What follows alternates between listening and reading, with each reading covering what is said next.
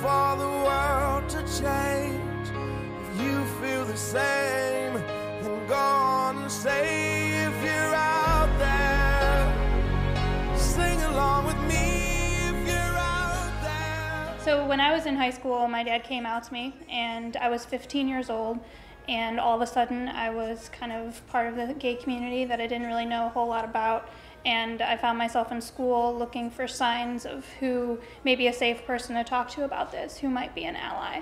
And it was little things that people would say, and I found that more than signs of who I could talk to, it was signs of like, that person's crossed off the list. I can't share anything about having a gay dad with that teacher or this teacher because of kind of more homophobic or not very welcoming things they were saying. Well, the couple of experiences that I still remember they weren't very kind of subtle. They were a teacher making a joke about Rosie O'Donnell being a lesbian and how so she doesn't watch the Rosie O'Donnell show because of Rosie's lifestyle. Or, a teacher using the word gay meaning stupid.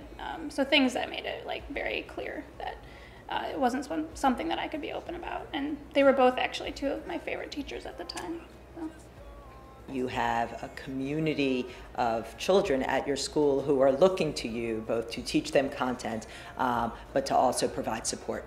And you don't go into a class without the skills to teach them the content and the process they need. You should be equally thoughtful and prepared to support them in all of their endeavors. I think there are so many ways as a teacher that you can, again, in subtle and not so subtle ways, be out there. In front of my office, I have a sticker that says safe space. So immediately you know that I am an ally.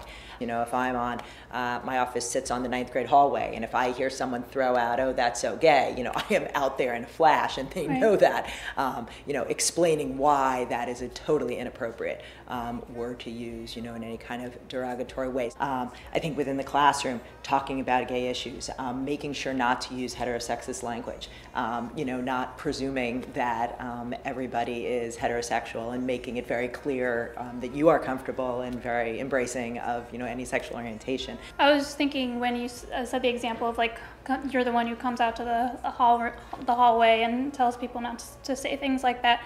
It would have been really great. A lot of times I was the one kind of at the lunch table, like speaking up and asking people like not to say stuff like that. You never know who could be listening, who could overhear. And it would have meant the world to have a teacher walk by and say something like that, because then I wouldn't have been the one having to do it. And then those times when I wanted to but didn't really feel empowered, maybe I would have. Don't let fear of making a mistake stop you from doing anything. You don't have to be perfect, and the little things go a long way. Something, just a smile or opening up for a conversation can mean the world to a student. So just trust yourself and take that first step.